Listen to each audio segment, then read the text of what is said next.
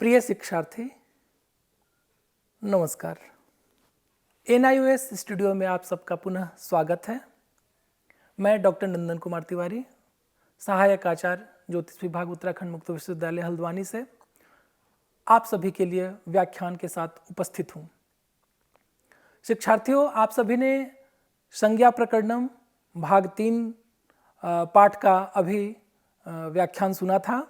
उसी व्याख्यान के अगले चरण में, अगले भाग में हम पुनः उपस्थित हैं और अब तक जिन सूत्रों को आपने जान लिया है, समझ लिया है, उसके आगे के सूत्रों की व्याख्या अब हम यहाँ करेंगे। सर्वप्रथम यहाँ जो सूत्र है अपृक्त एकाल प्रत्ययः, अत्र एकम सूत्रम अस्ति अपृक्त एकाल प्रत्ययः। अस्य सूत्रस्य अर्थः किम? इस सूत्र का अर्थ क्या है? एका प्रत्ययः अपृक्त संज्ञा भवति।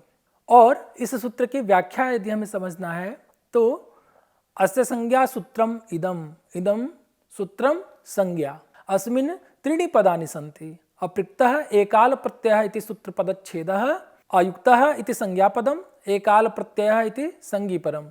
अस्मिन् सूत्रे एक इति शब्दस्य असहायः एकाकी इत्यर्थः, एकः अल एकाल इति कर्मधारय समासः। एकान् प्रत्ययः अपृत्य संज्ञाः भवति इति सूत्रार्थः, अर्थात यस्य प्रत्ययस्य एक एव वर्णः अस्ति स प्रत्ययः भवति। उदाहरणं यथा धातोः शप् इति प्रत्ययः विधीयते, शप् इत्यत्र शकारः पकारः इति संज्ञकौ, तयोः लोपः भवति, केवलम् अ इत्येव अवशिष्यते। अयम् अ इति प्रत्ययः अत् संज्ञकः भवति। अग्रे जे सूत्रः अस्ति सुप्त्यन्तं पदम्। किं नाम सुप्त्यन्तं पदम्? सुअन्तं त्यन्तं च शब्दस्वरूपं पदसंज्ञं स्यात्, सुअन्तं त्यन्तं च पदसंज्ञा स्यात्। अस्य सूत्रस्य व्याख्या कियन्वितम्? इदं संज्ञासूत्रम्। अस्मिन् सूत्रे द्वे पदे स्तः सुप्त्यन्तं पदम् इति सुत् पदच्छेदः, सुच्यतिं च सुङ्क्तिं इति इतरेतर योगद्वन्द्व समासः। सुप्त्यन्तं सुप्तिं अन्ते यस्य शब्दस्वरूपस्य तत् सुप्त्यन्तं, द्वन्द्वान्ते पदं प्रत्येकम् अभिसंबध्यते इति नियमः। अर्थात द्वन्द्व समासस्य अन्ते विद्यमानं द्वन्द्वमासस्य अनङ्गभूतं पदं द्वन्द्व समासे विद्यमानः पदैः प्रत्येकम् अभिसंबध्यते अन्वेते इति।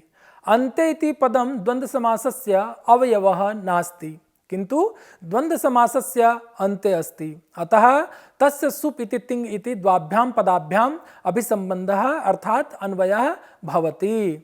अचुन्त्यादि टी, अस्य सूत्रस्य अर्थः किम्? अर्चा मध्ये यः अन्त्यः सः आदि यस्य तत् टी संज्ञं भवति। और इस सूत्र की व्याख्या यदि हमें समझने हैं शिक्षार्थियों तो कैसे समझेंगे? यह भी जो सूत्र है वो संज्ञा संज्ञक है, संज्ञा सूत्र है ये है। और सूत्रे, इस सूत्र में 3 पद हैं। सूत्रेऽस्मिन् त्रीणि पदानि सन्ति। अचः, अत्र अचः अन्त्यादि टी इति सूत्रगत पदच्छेदः। अचः इति षष्ठ्यन्तं पदम्, अत्र निर्धारणे षष्ठी, अतः अर्थः भवति अचां मध्ये इति।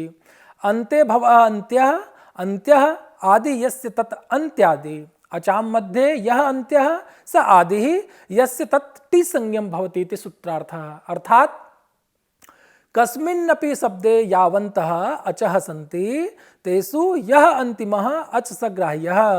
अयम् अन्तिमः अच् शब्दस्यापि अन्ते अस्तु इति आग्रहः नास्ति। अस्माद् अन्तिमाद् अचः शब्दस्य अन्तपर्यन्तं यच्च यावच्च भवति तत् अच् संहिता टी संज्ञं भवति।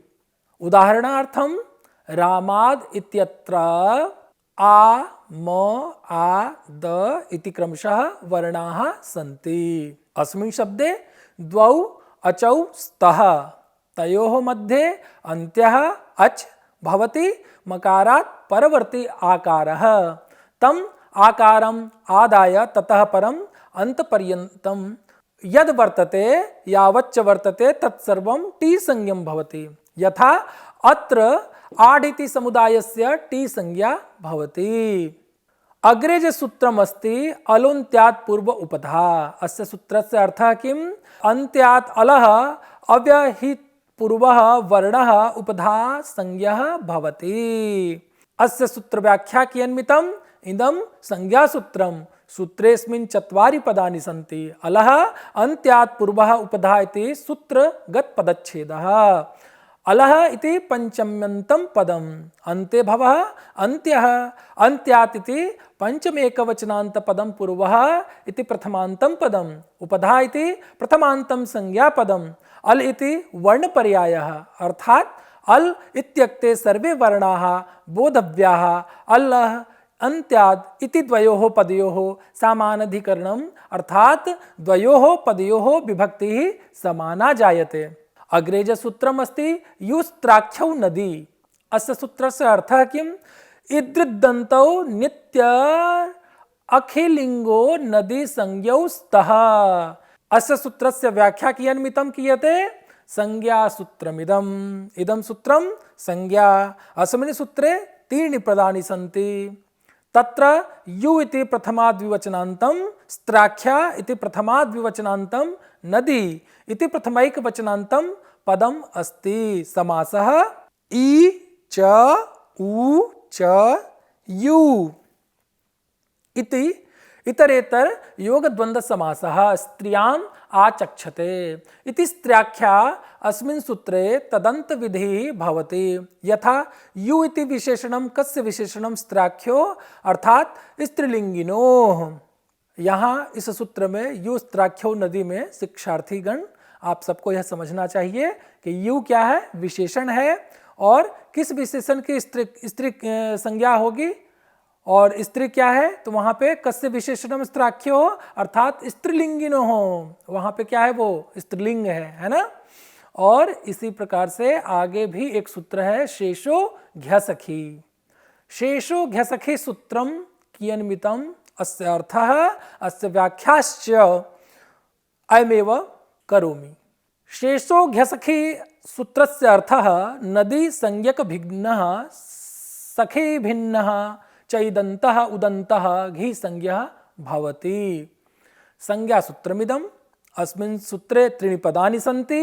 शेषः इ असखी इति सूत्रस्थेषु पदेषु विद्यमानस्य सन्धेः विच्छेदः शेषः इति प्रथमान्तं पदम्, धी इति प्रथमान्तं संज्ञापदम्।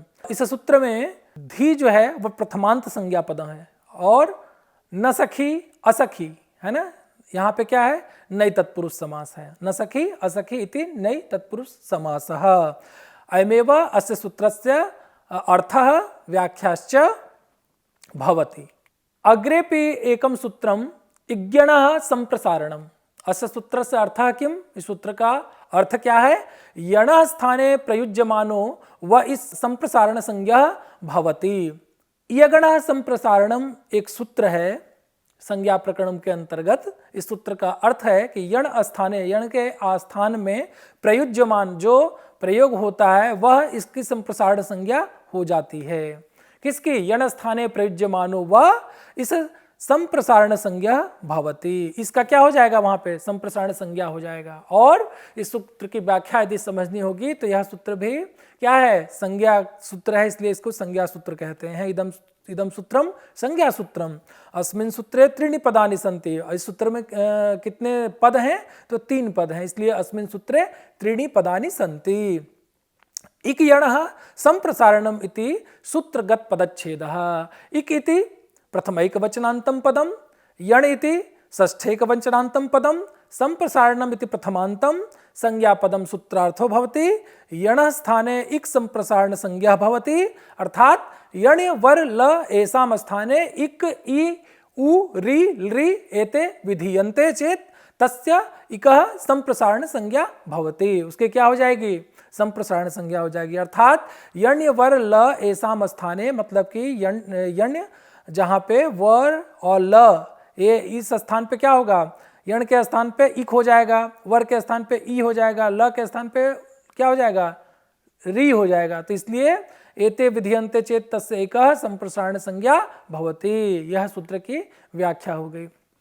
और शिक्षार्थियों, अब संज्ञा प्रकरण के इस अंतिम भाग में यदि आपको इस पाठ के सार तत्व को समझना है तो आप ऐसे समझ सकते हैं कि आ ऐ औ इति वर्णानां वृद्धि संज्ञा भवति।